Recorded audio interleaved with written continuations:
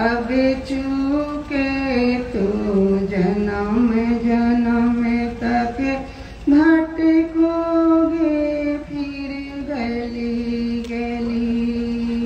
ले लो जी कोई राम का प्याला मीरा बेचे गली गली। अब चूके तो जन्म जन्म तक भटकोगे फिर गली गली।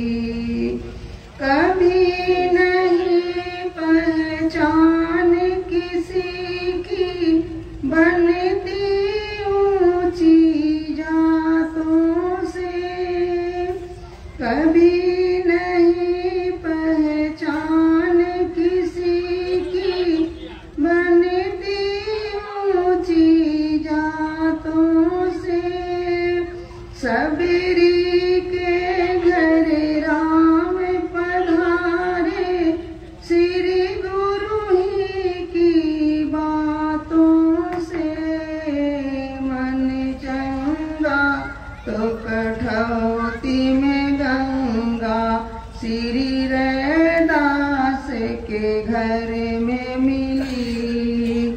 मन चंगा तो कठौती में गंगा श्री रैदास के घर में मिली। ले लो जी कोई राम का प्याला मीरा बेचे गली गली। अब चूके तो जन्म जन्म तक भटकोगे फिर गली गली। करना हो श्री गुरु से कर लो सच्चे प्रेम का यह सौदा। करना हो श्री गुरु से कर लो सच्चे प्रेम का यह सौदा। जिया मान से दिन ध्यान कराती फलता फूलता यह पौधा। फलता फूलता यह पौधा।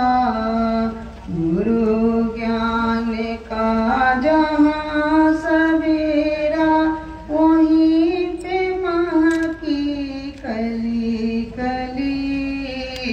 अब चूके तो फिर अब चूके तो जन्म जन्म तक भटकोगे फिर गली गली। ले लो जी कोई राम फिर गली गली। उनको दीजिए ना। आप सही बोले, आप सही भैया कैसे बहुत मार भी होता है। होता तो है। हम कैसे उसमें क्या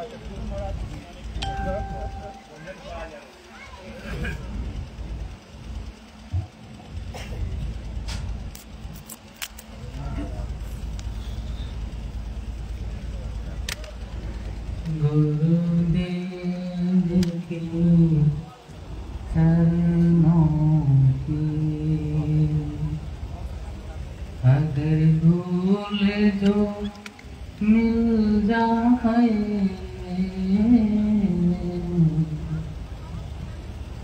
गुरुदेव की शरणों की अगर धूल जो मिल जाए सच कहता हूँ मेरी तकदीर बदल जाए गुरुदेव की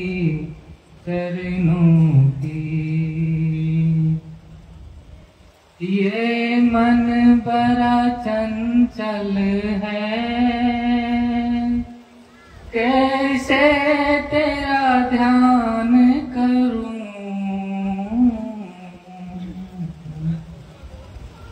ये मन बड़ा चंचल है, कैसे तेरा ध्यान करूं, जितना उसे समझाऊं, जितना उसे समझाऊं, उतना ही मचल जाए गुरुदेव की चरणों की। अगर धूल जो मिल जाए, सच कहता हूँ मेरी तकदीर बदल जाए गुरुदेव की चरणों की। सुनते हैं दया गुरु की, दिन रात बरसते हैं, सुनते हैं दया गुरु की, दिन रात बरसते हैं,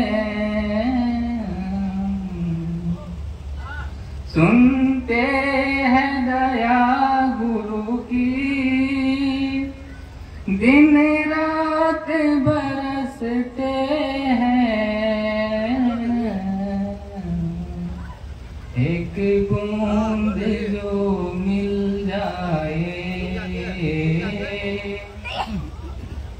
एक बूंद जो मिल जाए, दिल की कली खिल जाए,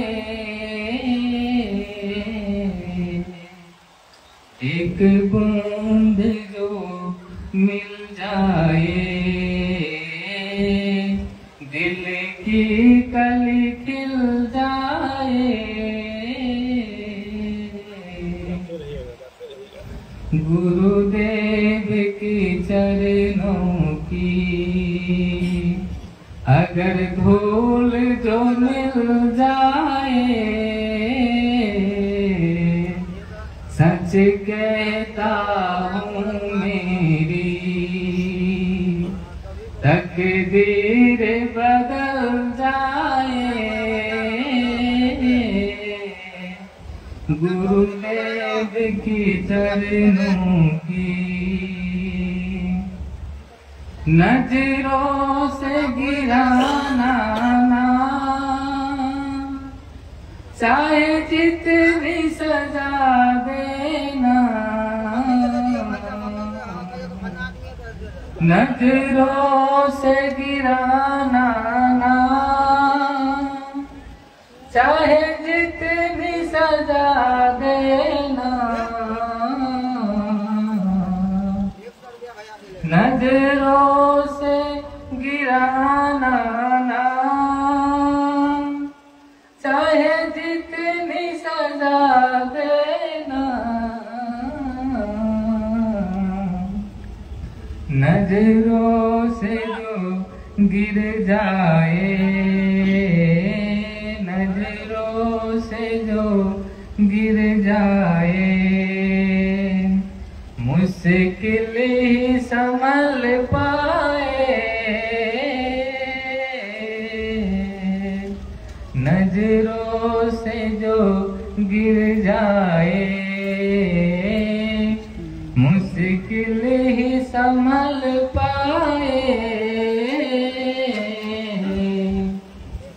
गुरुदेव की चरणों की। अगर धूल जो मिल जाए, सच कहता हूँ मेरी तकदीर बदल जाए गुरुदेव की चरणों की। गुरुवर इस जीवन में, गुरुवर इस जीवन में बस एक तमन्ना है। गुरुवर इस जीवन में बस एक तमन्ना है। गुरुवर इस जीवन में बस एक तमन्ना है। बस आपकी सेवा में, गुरु चरणों की सेवा में मेरा जीवन कट जाए। गुरुदेव की चरणों की अगर धूल जो मिल जाए, सच कहता हूँ मेरी तकदीर बदल जाए। गुरुदेव की चरणों की।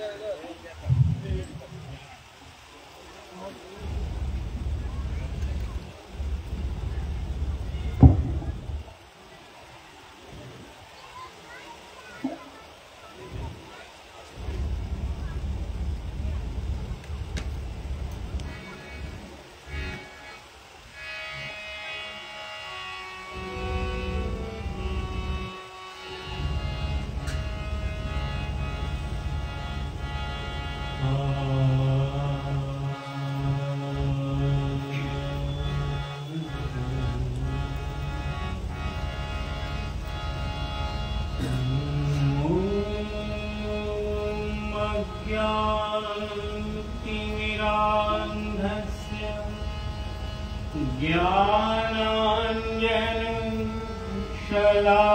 ज्ञानाञ्जनशलाकया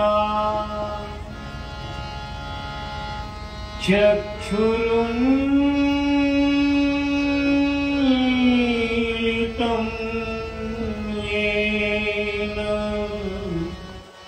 तस्मै श्री गुरुवे नमः। ॐ गुरुर्ब्रह्मा गुरुर्विष्णु गुरुदेवो महेश्वरा गुरु साक्षात् परब्रह्म तस्मै श्री गुरुवे नमः। ॐ अखण्डमण्डलाकारं व्याप्तं येन चराचरं तत्पदं दर्शितं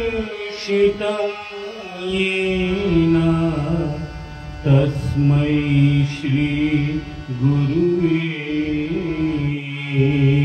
नमः।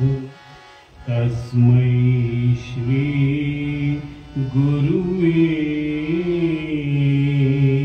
नमः।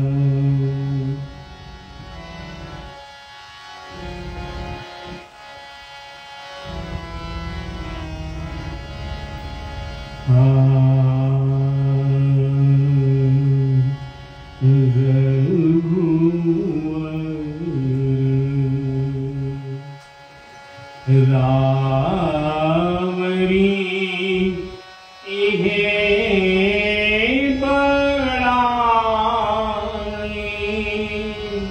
रघुवर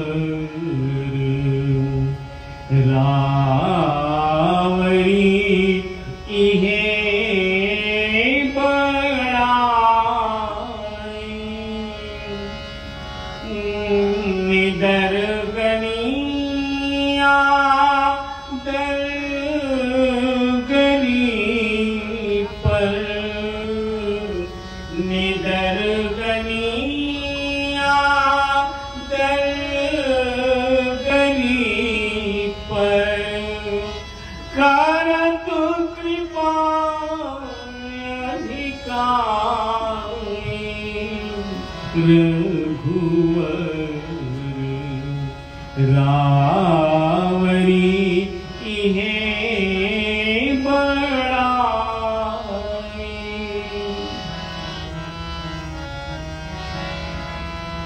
सखी देव साधन करी सब सपने हो नहीं दे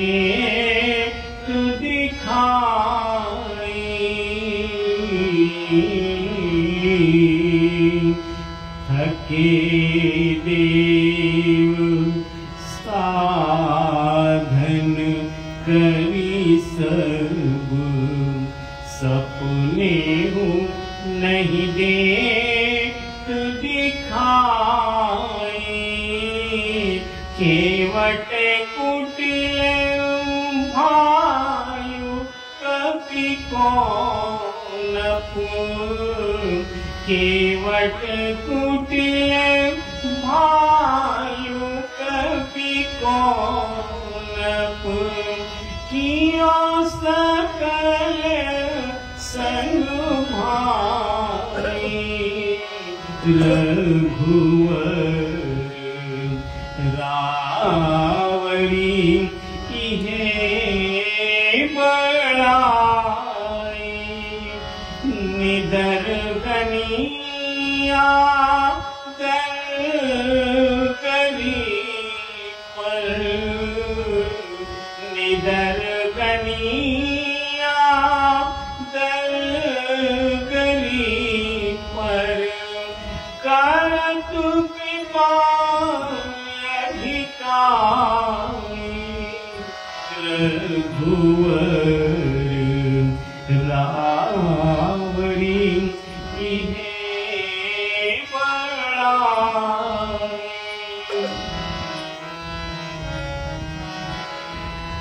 नीली मुनि वृंद तीरथ दंडक वन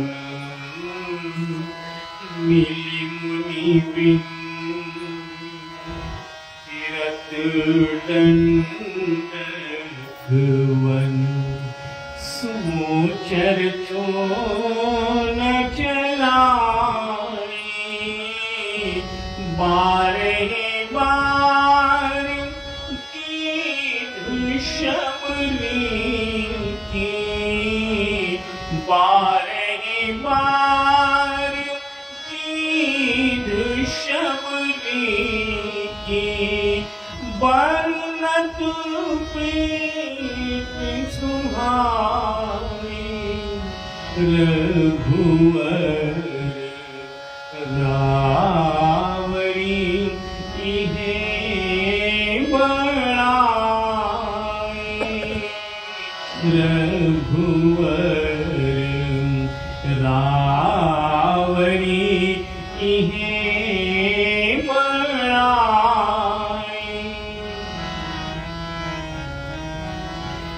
स्वान कहे कियो बाहिर स्वान कहे कियो बाहिर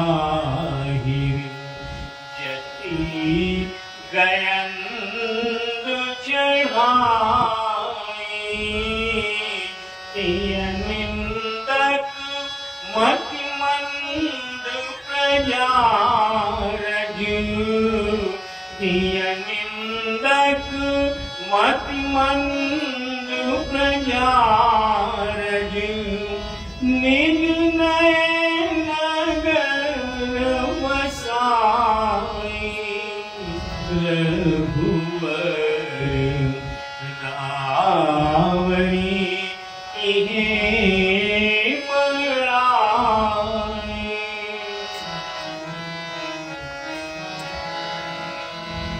यही दरबार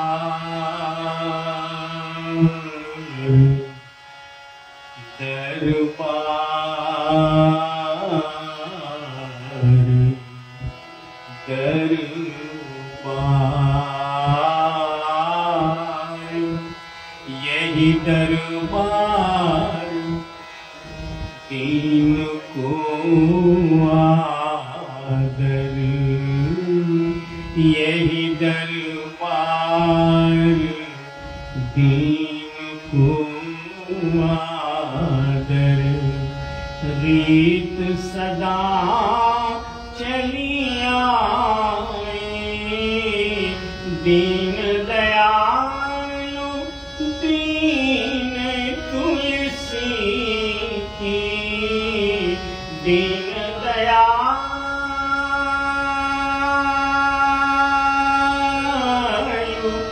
दयालु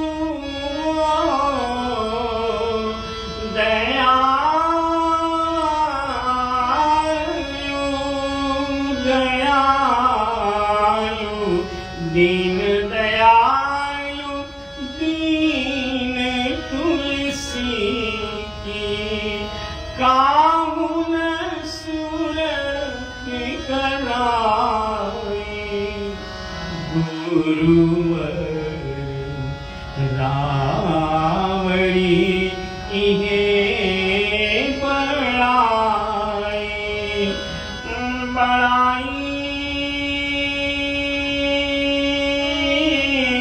रावणी रावणी रावणी रावणी रावणी है बड़ाई निदर गनिया गरी पर निदर गनिया गरी पर करत कृपा अधिकारी रावणी इहे बड़ाई।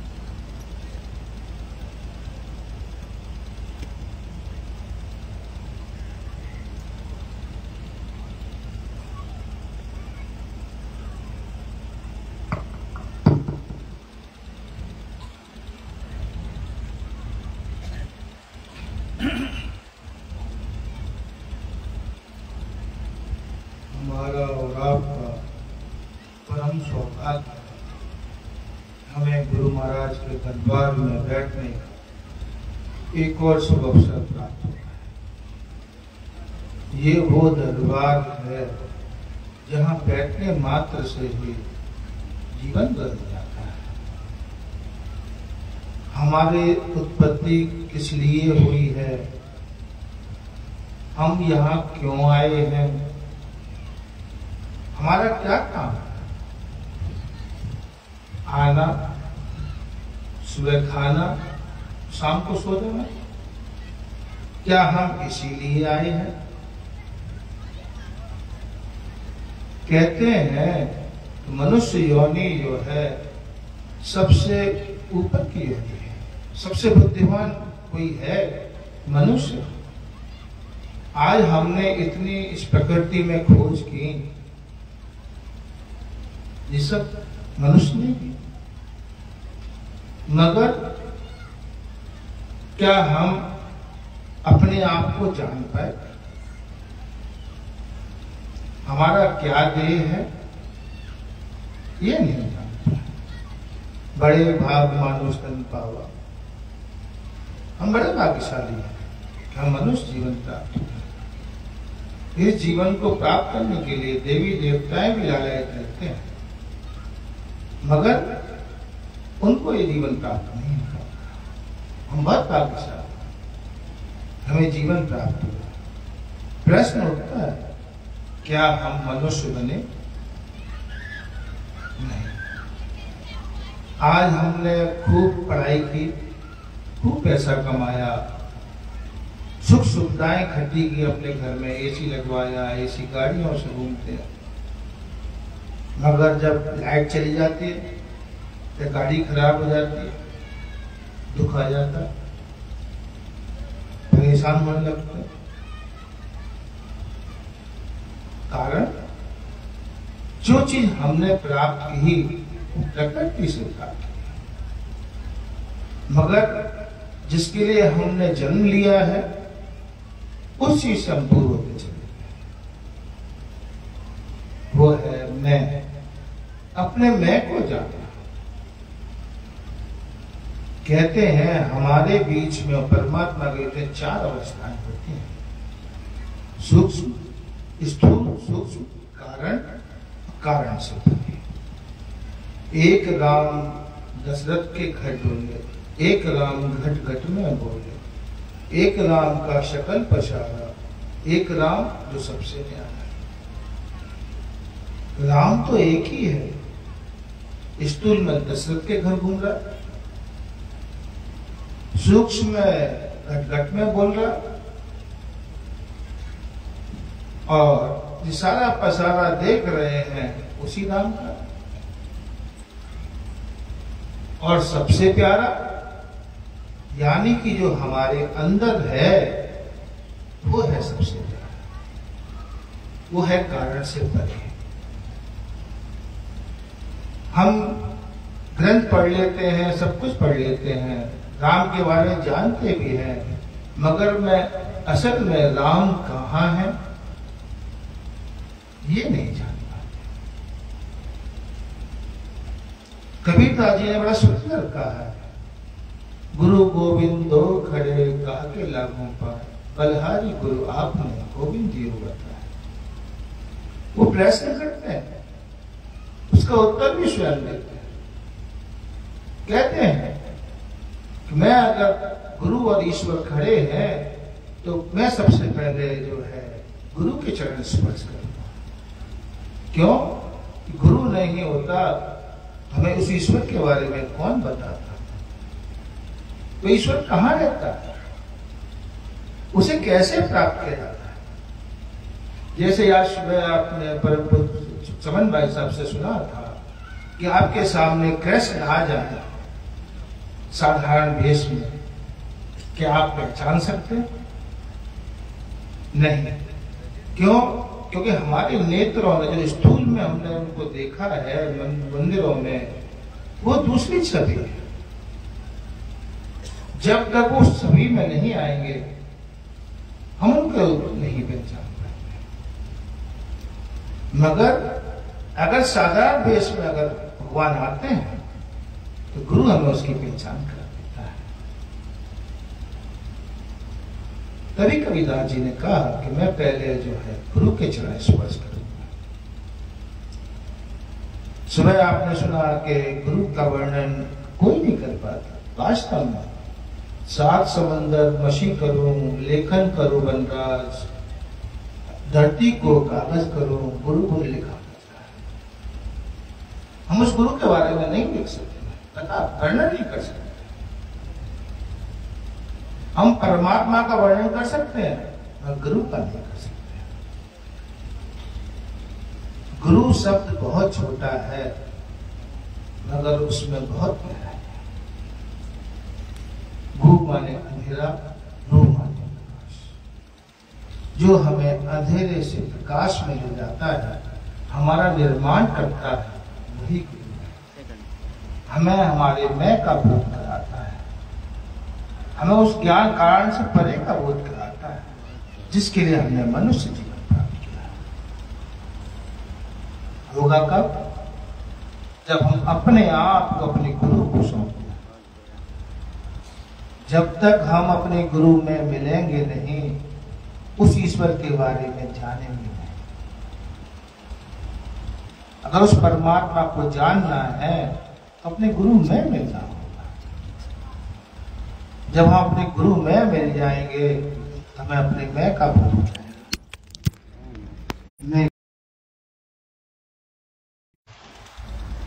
आपने देखा ही होगा, भगवान जब अवतरित होते हैं तो सब जानते हैं उन्हें क्या करना है, उनका क्या उद्देश्य है,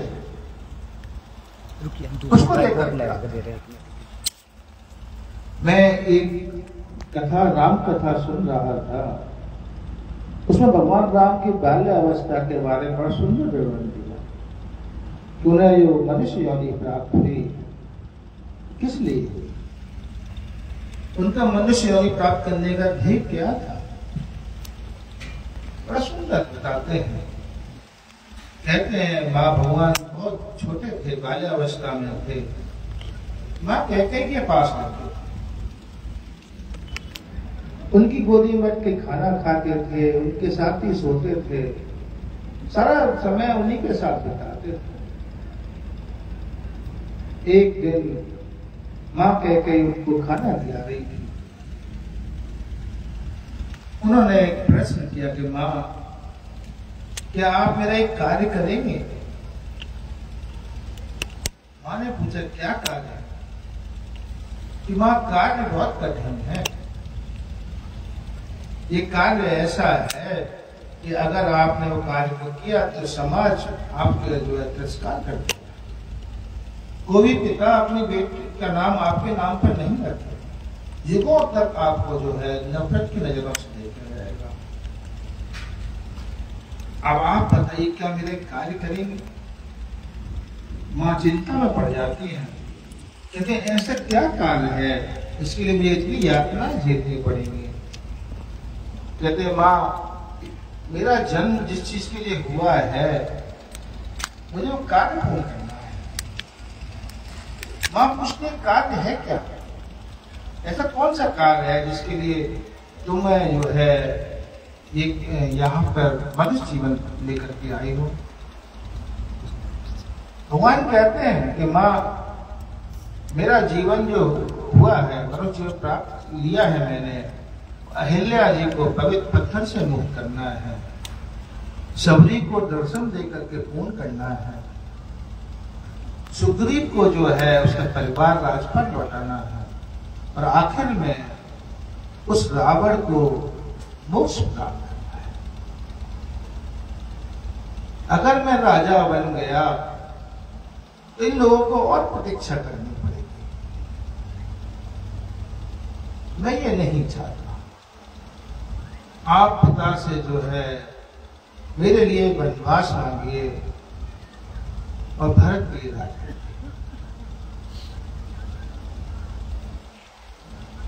परमात्मा जानता है मुझे क्या करना है। ऐसे ही गीता में भी आया है, भगवान कृष्ण अर्जुन से कहते हैं कि मैं परमात्मा ईश्वर हूं, तू भी वही है। फर्क इतना है कि तू जानता नहीं है, मैं जानता हूं। तू आगे का नहीं जानता, पीछे का नहीं जानता, मैं 100 जन्म हजारों जन्म तक का जानता हूं। आने वाले समय का भी जानता हूं, तू नहीं जानता। कारण तूने अपने अंदर इस प्रकृति को भर लिया है, तो उस परमात्मा से दूर होता चला गया।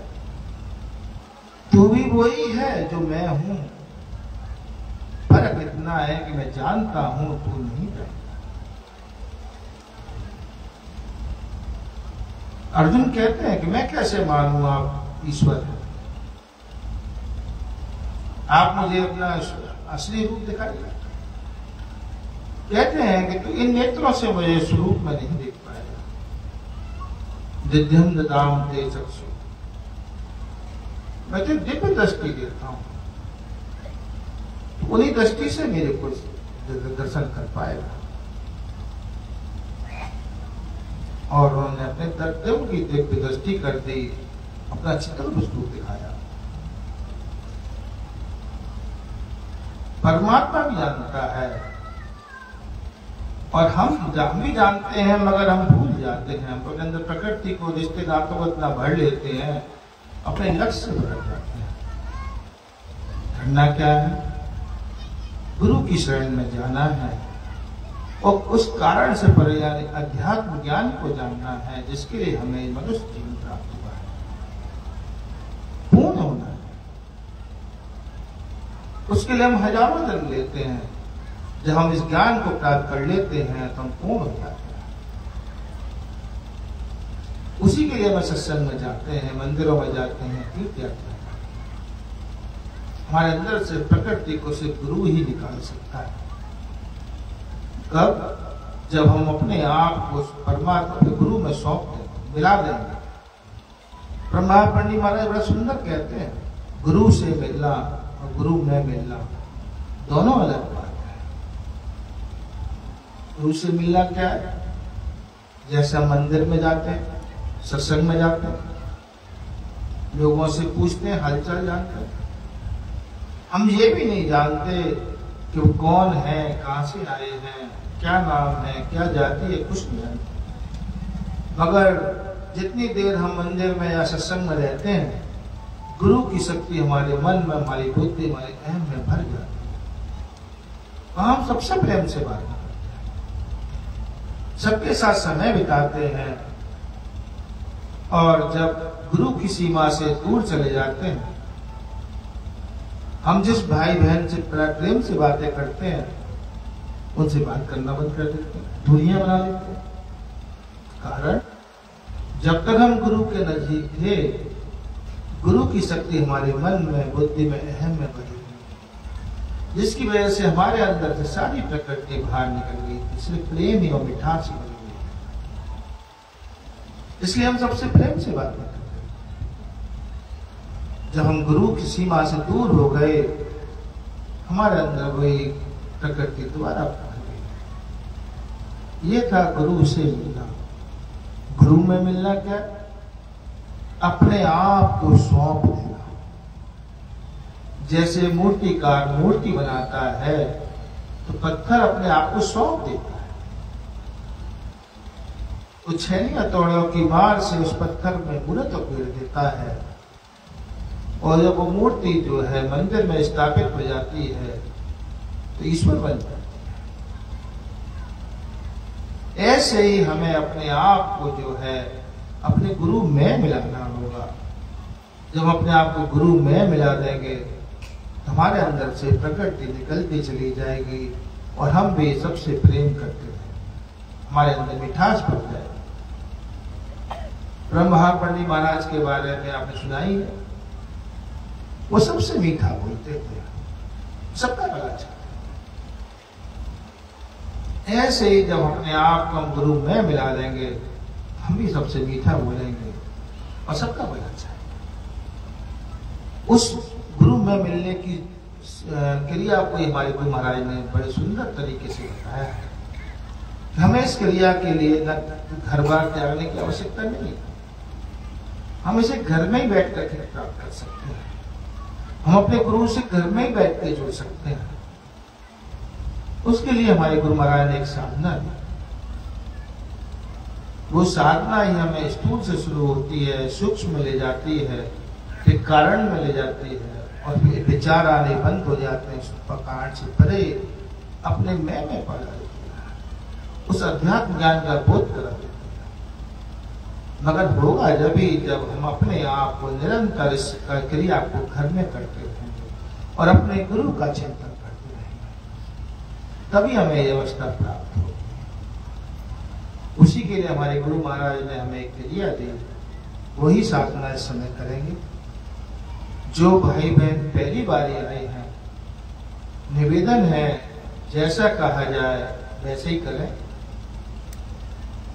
जो भाई बहन मंत्र जाप करते हैं वो इस समय ना करें, अभी जैसा कहा जाए वैसे ही करें। एक सहज आसन से बैठ जाए, आंखें हल्के से बंद कर लें और ऐसा देखें सामने से परमात्मा का प्रकाश आ रहा है, हमारे हृदय में भर रहा है। हमारा हृदय उस परमात्मा के प्रकाश से प्रकाशित होता चला जा रहा है और हम उस प्रकाश में लय होते चले जा रहे हैं। सत्संग की 2 प्रार्थनाएं होंगी। जिन भाइयों को प्रार्थना याद हो एक स्वर में बोले, जिनको याद ना हो सीधे ध्यान में चले जाए। प्रार्थनाएं समाप्त हो जाएंगे, ध्यान चलता रहेगा, 25-30 मिनट ध्यान चलेगा। जब यहाँ से परम पूज्य भाई साहब का आदेश हो तभी ध्यान बंद करें और एक बार पुनः निवेदन कर देता हूँ, एक सहज आसन से बैठ जाए, आंखें हल्के से बंद कर लें। ऐसा देखें सामने से परमात्मा का प्रकाश आ रहा है, हमारे हृदय में भर रहा है। हमारा हृदय उस परमात्मा के प्रकाश से प्रकाशित होता चला जा रहा है और हम उस प्रकाश में लय होते चले जा रहे हैं। सत्संग की 2 प्रार्थनाएं होंगी। जिन भाइयों को प्रार्थना याद हो एक स्वर में बोले, जिनको याद ना हो उसके ध्यान में चले जाए। प्रार्थनाएं समाप्त हो जाएंगे, ध्यान चलता रहेगा, 25-30 मिनट ध्यान चलेगा। जब यहाँ से परम पूज्य भाई साहब का आदेश हो तभी ध्यान बंद करें और नहीं करें।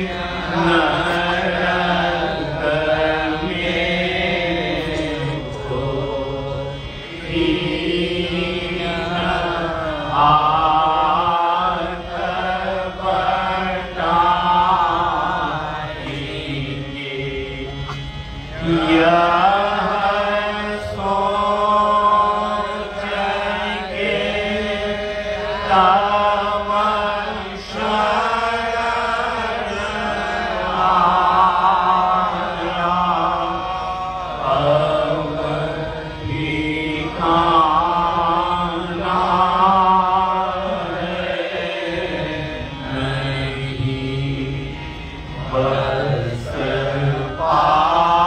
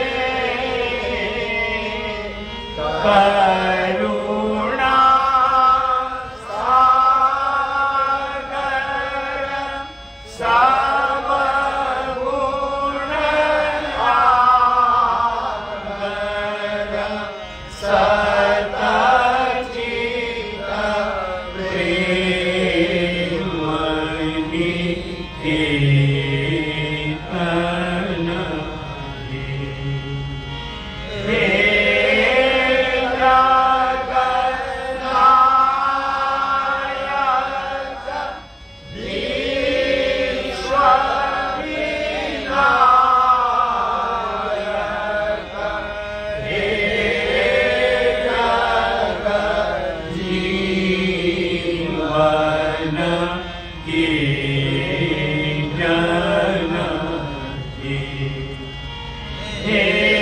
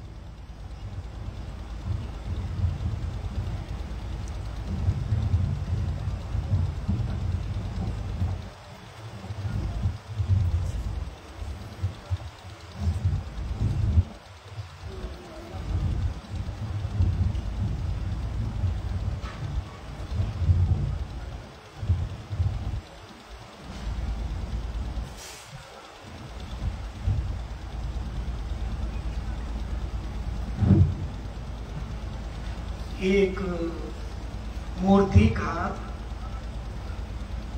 भगवान की मूर्तियां बनाया करता था नित्यपति, और शाम को जाकर वह मूर्तियों को बाजार में बेच दिया करता था। जो भी उससे कमाई वो करता था, अपने परिवार का खर्चा चलाया करता था। नित्य प्रति यही काम था उसका। एक काम और था उसका कि वह सुबह और शाम उस परमात्मा के ध्यान में जरूर बैठता था। ऐसे ही समय बीतता गया। एक दिन गहरे ध्यान में चला गया, भगवान से पूछने लगा,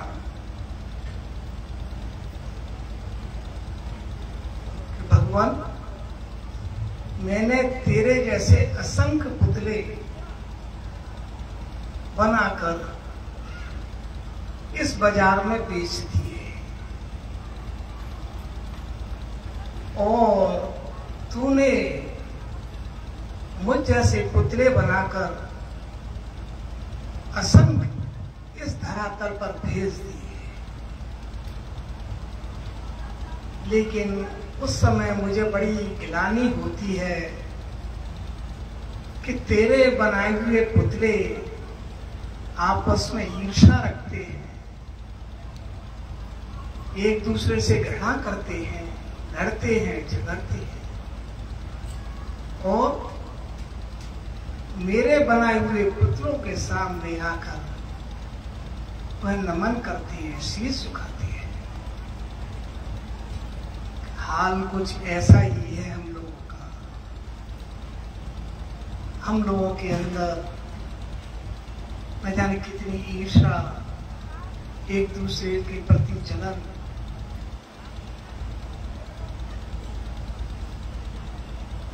भरी हुई है। क्योंकि जैसा अभी भजन में सुन रहे थे, यह दरबार दीन को आदर, रीत सदा चली आई। यह वह दरबार है गुरु महाराज का जो जमाने से ठुकराए जाते हैं, यहाँ पर वो हृदय से लगाई जाती है। यह वह दरबार है। एक प्रसंग आता है दादा गुरु महाराज के समय का। दादा गुरु महाराज जहाँ रहते थे, उनके बगल में एक और सज्जन रहा करते थे। वो दादा गुरु महाराज के पास आकर बैठ जाया करते थे। एक दिन उन पर रहा नहीं गया, दादा गुरु महाराज से बोलने लगे, भाई ये सत्संग वत्संग तुम कराते तो हो, बहुत अच्छी चीज है, लेकिन तुम्हारे सत्संग में ज्यादातर लोग ऐसे ही आते हैं, कोई चोर है, कोई डकैत है, कोई कुछ है, कोई कुछ है। भले लोग बहुत कमाते हैं यहाँ पर। दादा गुरु महाराज का बड़ा सुंदर प्रश्न उत्तर था उनके प्रति कि भाई जो सीधे हैं, सच्चे हैं, परमात्मा के ध्यान में लगे हुए हैं, वो तो लगे ही हुए हैं, लेकिन मुझे परमात्मा ने जो भेजा है वह इसी कार्य के लिए भेजा है कि जो चोर हैं, डकैत हैं, एक दूसरे से घृणा करते हैं, उन्हें सीधे मार्ग पर लाऊं। इसीलिए मैं यहाँ पर अवर्तित हुआ। कैसे है वो?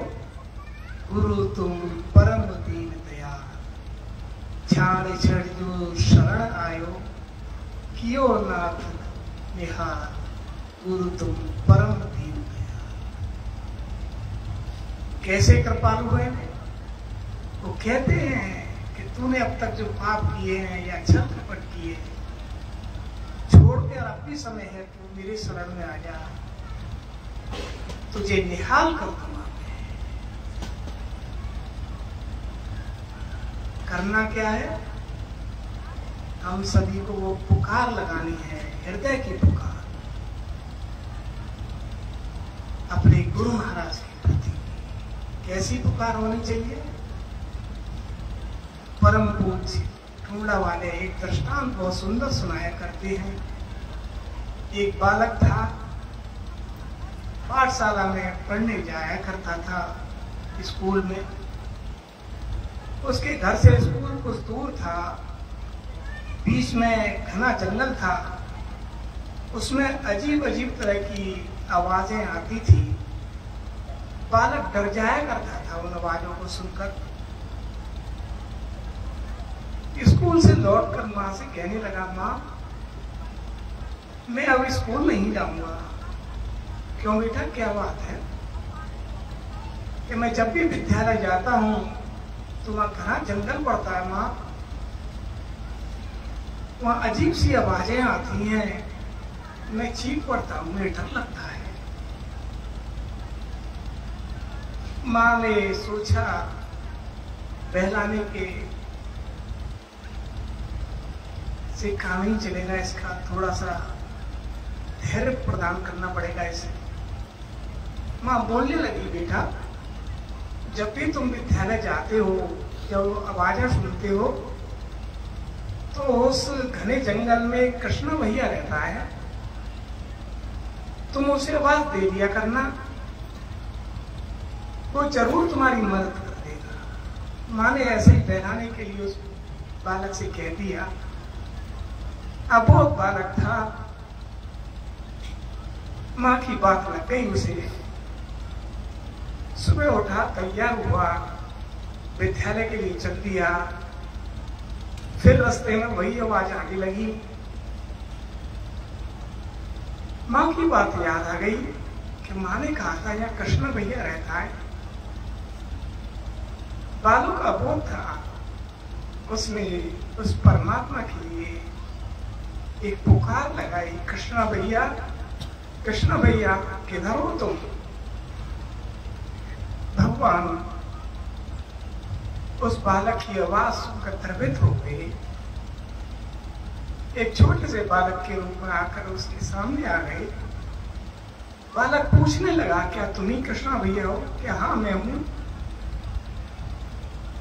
कि भैया मुझे यहाँ डर लगता है, माँ ने कहा था कृष्णा भैया तुझे विद्यालय तक पहुंचा देगा, क्या तुम मेरी इसमें सहायता करोगे? तो बालक बोला, हाँ अवश्य मैं सहायता करूंगा। नित्य प्रति वो बालक को आवाज देता था, वो आ जाता था, उसे विद्यालय तक छोड़ता था, और जब विद्यालय से लौटता था तो घर तक छोड़कर आता था। नित्य प्रति ये चलता रहा। माँ ने सोचा ये जिद करता था कि ये वहाँ आवाजें सुनाई देती हैं, लेकिन ये तो अब सुबह से रोज स्कूल जाने लगा, खूब हंसी खुशी जाता है, क्या हुआ इसके साथ? माँ भगवान का प्रसाद लेकर उसे मंदिर में बुलाया तो कहा, बेटा ये प्रसाद ले लो, भगवान का प्रसाद है। बेटे ने प्रसाद लिया कि बेटा एक बात पूछना चाहती हूँ मैं, कि तुम वो जंगल में जाते थे, अजीब अजीब तुम्हें आवाजें सुनाई दिया करती थी, अब क्या वो आवाजें सुनाई नहीं देती तुम्हें? अब तो तुम नसीब से जाते हो विद्यालय को। कि माँ आपने ही तो कहा था कि वहां कृष्ण भैया मिल जाएगा, वो तुझे विद्यालय तक छोड़ देगा।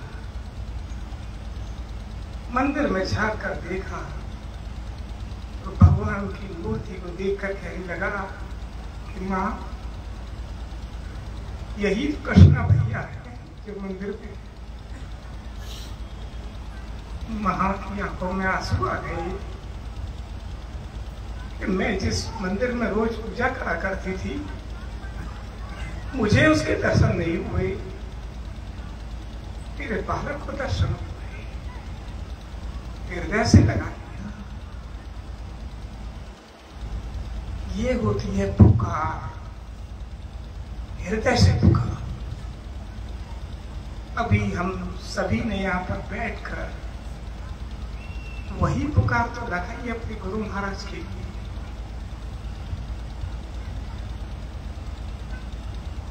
जो हमने साधना की यहाँ पर एक साथ एकजुट होकर उनकी बताई हुई साधना और प्रार्थना एक साथ कही, वो हमारी एक पुकार थी, हृदय की पुकार। जब वहां पर वो कृष्ण भगवान द्रवित होकर आ सकते हैं तो क्या यहाँ इतने लोगों ने आवाज उन्हें पुकार लगाई है? क्या उनकी उपस्थिति नहीं हुई यहाँ पर? वो कहते थे कि जहाँ 4-5 भाई बहन मिलकर मुझे याद करेंगे मेरी वहां उपस्थिति होगी, क्योंकि याद का विलोम हम करते हैं, उल्टा कर रहे हैं, तो दया होती है। उनकी दया यहाँ पर बरस रही है। उन्हीं के दरबार में हम यहाँ बैठे हुए हैं।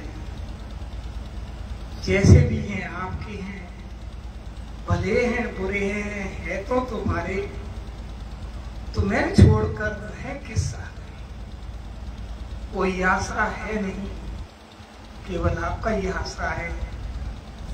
ये हृदय से हमने जो पुकार लगाई है, आप हमारी पुकार को सुन लें, द्रवित हो जाए हमारे ऊपर, यही प्रार्थना है, यही अरदास।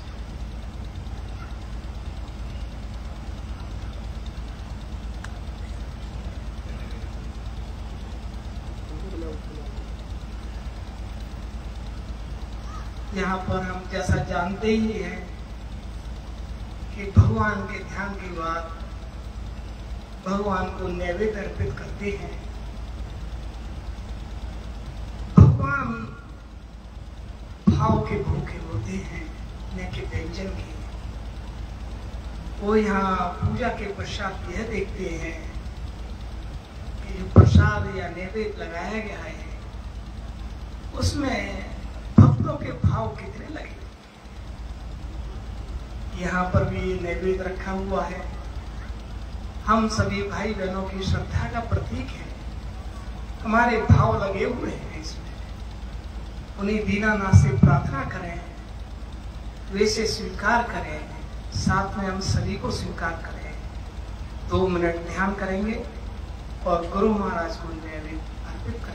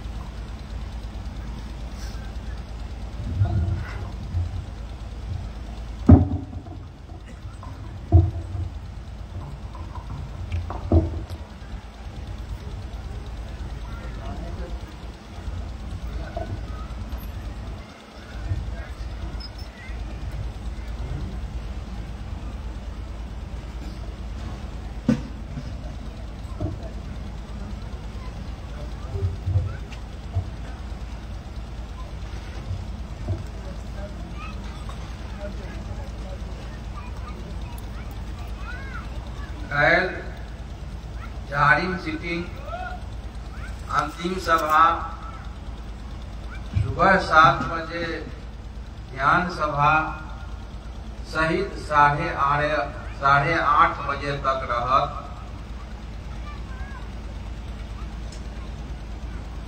का 63 सभा एक भजन के बाद पूरा कह रहा है। हाँ, सब भोजन जाप भोजन लगभग तैयार है। प्रसाद सबके पास भेज रहा है। सत्संग साहित्य साधना का सदस्यता उपलब्ध है।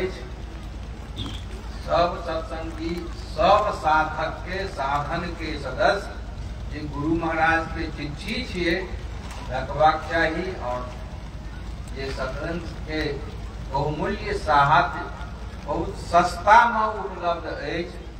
संजोग बस अररिया के बुक सेलर सुधीर जी पहुंचल है, उनका से संपर्क कर जरूर रह जाओ। सत्संग के आध्यात्मिक लाभ होगा।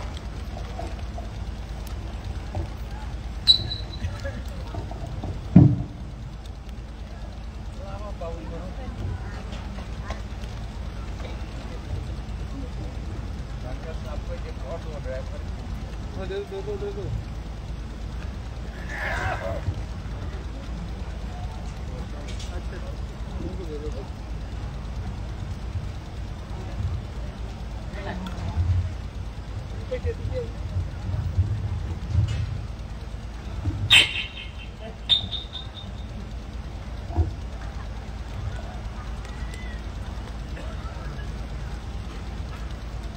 नमस्ते नमस्ते नमो नमः। दुर्गा दुर्गति दूर करो, मंगल करो कार। मन मंदिर उज्ज्वल करो, कृपा करके यार। मन मंदिर उज्ज्वल करो, कृपा करके आए। ऐसा प्यार महादेव मैया, चरणों में लग जाओ मैं। ऐसा प्यार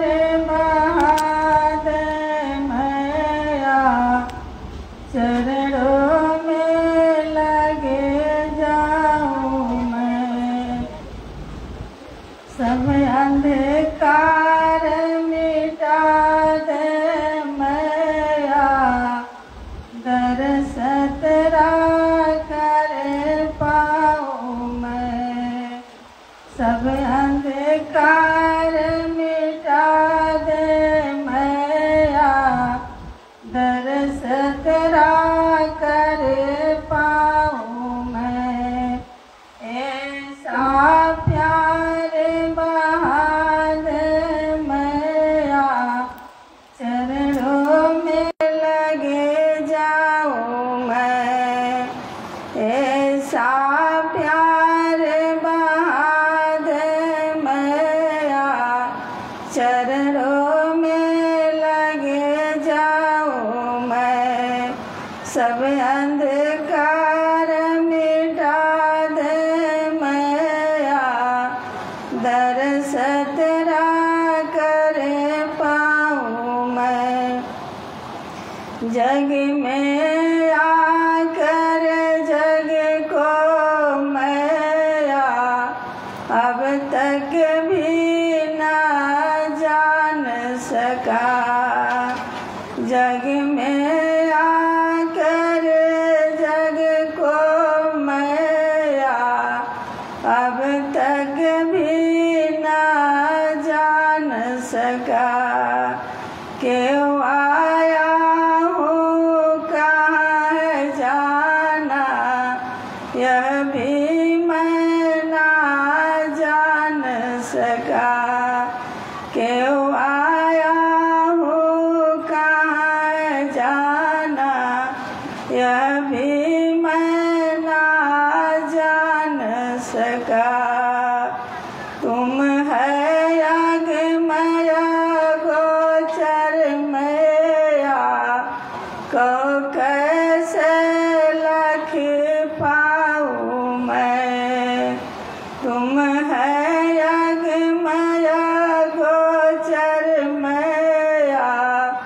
कहो कैसे लख पाऊँ मैं, ऐसा प्यार महादे मैया चरणों में लग जाऊँ मैं। सब अंधकार मिटा दे मैया, दर्श तेरा कर पाऊँ मैं। कर कृपा जगदम्ब भवानी, मैं बालक नादान हूँ। कर कृपा जगदम्ब भवानी, मैं बालक नादान हूँ। नहीं आराधना जप तप जानो, मैं अवगुण की खान हूँ। नहीं आराधना जप तप जानो, मैं अवगुण का खान हूँ। दे ऐसा वरदान है मैया, सुमिरन तेरा गाऊँ मैं। दे ऐसा वरदान है मैया, सुमिरन तेरा गाऊँ मैं। ऐसा प्यार महादे मैया, चरणों में लग जाऊँ मैं। सब अंधकार मिटा दे मैया, दर्श तेरा कर पाऊँ मैं। मैं बालक तुम्हें माया हमारी, निस दिन तेरी ओट हूँ। मैं बालक तुम्हें माया हमारी, निस दिन तेरी ओट हूँ। तेरी कृपा ही में मेरी, भीतर जो भी खोट है। तेरी कृपा ही में मेरी, भीतर जो भी खोट है। शरण लगा लो मुझको मैया, तुझ पे बलि मली जाऊँ मैं। शरण लगा लो मुझको मैया, तुझ पे बलि मली जाऊँ मैं। ऐसा प्यार महादे मैया, चरणों में लग जाऊँ मैं। सब अंधकार मिटा दे मैया, दर्श तेरा कर पाऊँ मैं। ऐसा प्यार महादे मैया, चरणों में लग जाऊँ मैं। सब अंधकार मिटा दे मैया, दर्श तेरा कर पाऊँ मैं। दर्श तेरा कर पाऊँ मैं।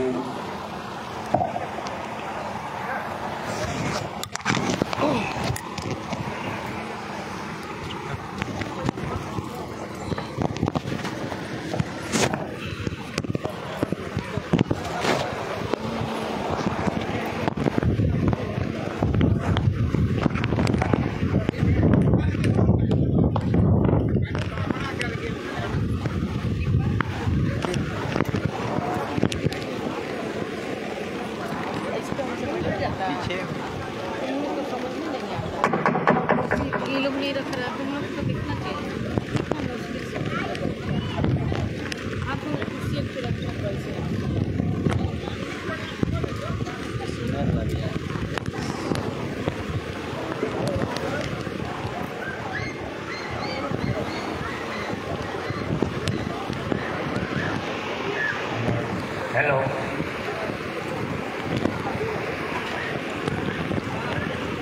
भोजन के लिए